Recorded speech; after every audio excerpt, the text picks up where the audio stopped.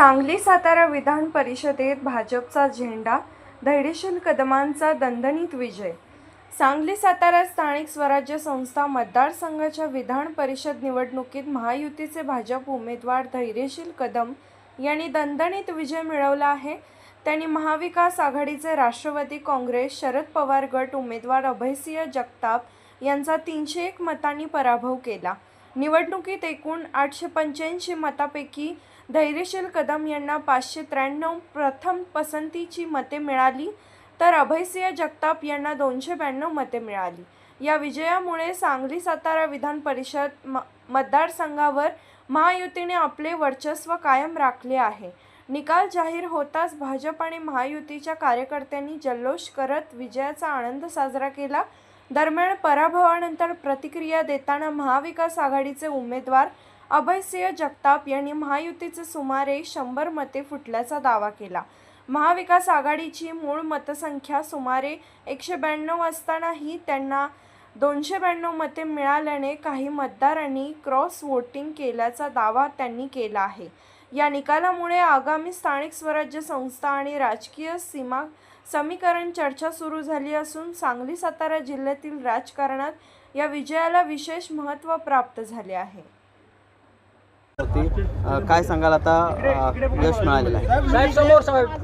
आज सांगली सातारा विधान परिषदेच्या निवडणुकीचा निकाल लागला। सांगली सातारा विधानसभेच्या निवडणुकीसाठी भारतीय जनता पार्टी, शिवसेना, राष्ट्रवादी पक्ष आणि सर्व मित्र पक्ष महायुतीचा उमेदवार म्हणून मला निवडणुकीला उभं राहण्यासाठी संधी दिली। या निवडणुकीमध्ये आज सर्व नगरसेवक, जिल्हा परिषद सदस्य, पंचायत समितीचे सभापती यांनी महायुतीवर भरभरून विश्वास ठेवून मला विजय केलं। सुरुवातीला ज्या मतदारांनी मला मतदान केलं, महायुतीला मतदान केलं, त्या सर्व मतदारांचं मी मनापासून आभार मानतो, त्यांना धन्यवाद देतो। माझी उमेदवारी निश्चित करताना या महाराष्ट्राचे लाडके मुख्यमंत्री आदरणीय देवेंद्र फडणवीस साहेब, उपमुख्यमंत्री आदरणीय एकनाथजी शिंदे साहेब, उपमुख्यमंत्री माननीय सुनेत्रा वहिनी या सगळ्यांनी माझ्यावर विश्वास टाकला।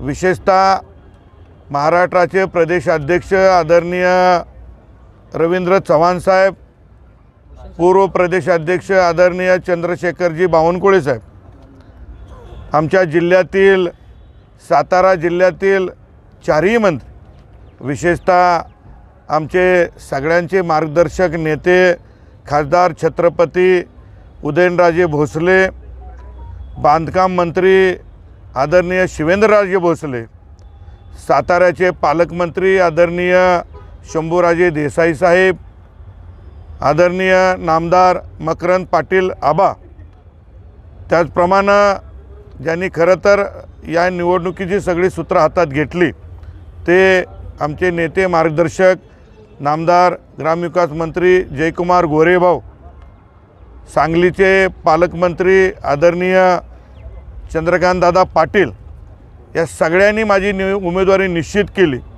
आणि दोन्ही जिल्ह्यातील जे महायुतीचे आमदार आहेत, या सगळ्या नेते मंडळींनी या ठिकाणी महायुतीला विजय करण्यासाठी प्रयत्न केला।